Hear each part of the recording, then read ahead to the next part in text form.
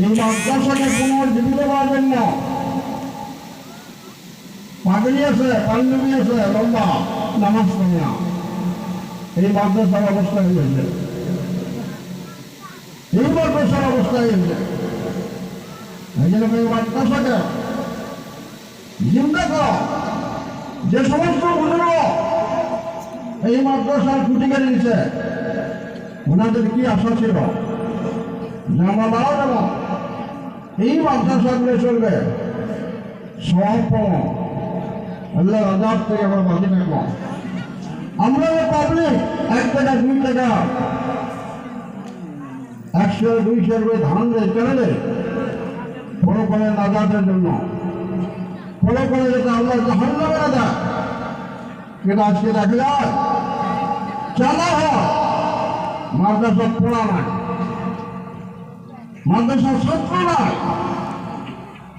মানে আপনাদের কাছে অনুরোধ করলাম, আমরা সিনিয়র মানুষ হিসেবে, সিনিয়র আলেম হিসেবে, মুরব্বী হিসেবে এই জায়গা পার্শ্ববর্তী মাদ্রাসার মেহরবানি আছে, পার্শ্ববর্তী মেহরবানি সরকারি আছে।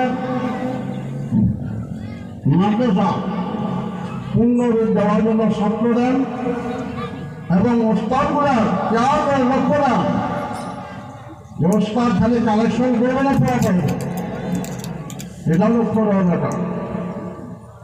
আমরা ছাত্র দেওয়ার জন্য রাজ দিয়েছি, ছাত্র যেন মাদ্রাসার পূর্ণ পর্যায়ে উন্নতি আমলগুলো হয়। কথাটা অনেকের ভালো লাগবে, অনেকগুলো বেড়া লাগবে। টিচার মিটার আসলে মানুষ ঠিক হয় না, টিচার মিটার আসলে মানুষ ঠিক হয় না। কেন মাদ্রাসা অবস্থায় লোক মাদ্রাসা কেন বানিয়েছে? ছেলে মাদ্রাসা জানা আছে, ছেলে নাই। আসার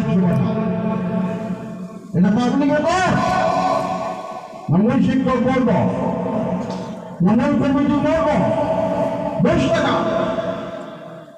কেন আলোচনা? প্রত্যেকটা মানুষের হয়েছে মাদ্রাসা, কে চলে যাবে? মেয়ে মানুষের চলে যাবে, পর্দার আওয়াজ হয়ে যাবে। এই জন্য অনুরোধ, এই মাদ্রাসা যাতে পূর্ণ রূপ